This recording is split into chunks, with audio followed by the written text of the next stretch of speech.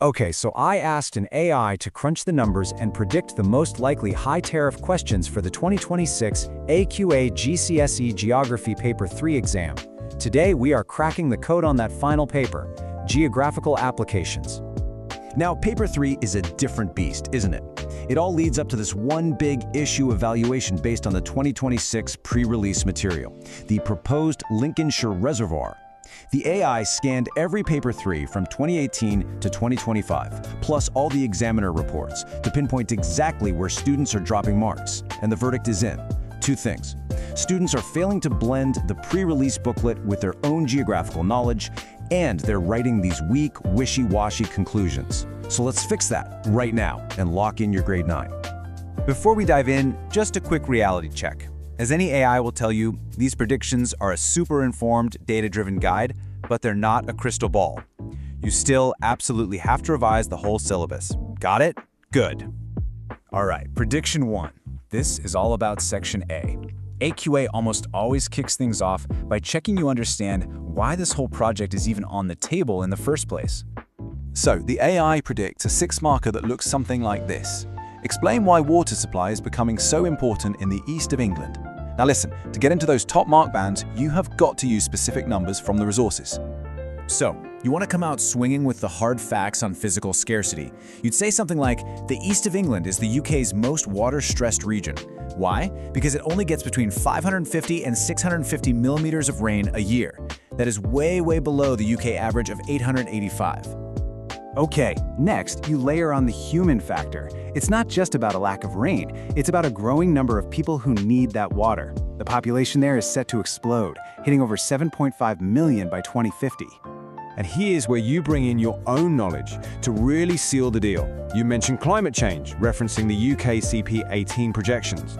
These suggest the east of England could see summer rainfall drop by up to 50% by 2080. You see, more and more people needing more water while the supply is dropping. That's the crisis. Now those 3 points, and that's your 6 marks in the bag. Let's move on to prediction 2. This one zeroes in on stakeholder conflict, which is a classic AQA move right before they ask you for the final decision. So, you'll get a 9-marker like this. Assess how far different stakeholders would support the reservoir. Now, for a grade 9 answer, you can't just make a list of who's for it and who's against it. That's too simple. You have to evaluate their power and the scale of their influence. So you start with the heavy hitters, the strong supporters. You've got Anglian Water, who have a massive responsibility to supply over 6 million customers. And then you've got the UK government, looking at the big picture, long-term national water security. Then you contrast that with the powerful arguments from the opponents. The local farmers are facing the permanent loss of incredibly productive farmland. We're not just talking about a job. For many, this threatens their entire livelihood and land that's been in their family for generations. So you finish with your assessment. You weigh it all up. On one hand, you have immense institutional power operating at a national scale. On the other, you have passionate but highly localized opposition. The likely outcome? The project will probably go ahead, despite that local backlash. And now for the main event. This is it, the final question in Section A. Some version of this question appears in every single Paper 3 exam.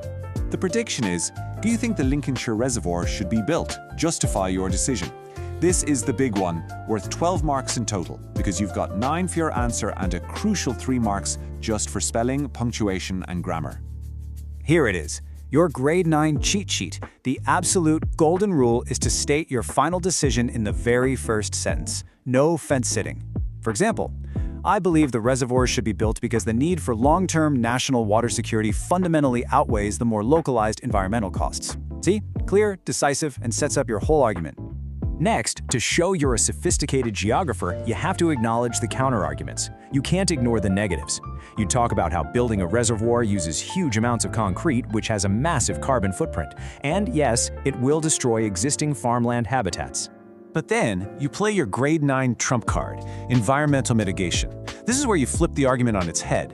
You argue that, in the long term, the reservoir could actually improve biodiversity. And you prove it with a real-world example. You bring in Rutland Water. It's an existing reservoir that has been transformed into a huge nature reserve. It attracts 500,000 visitors a year and is a perfect example of how reservoirs can become a net positive for biodiversity.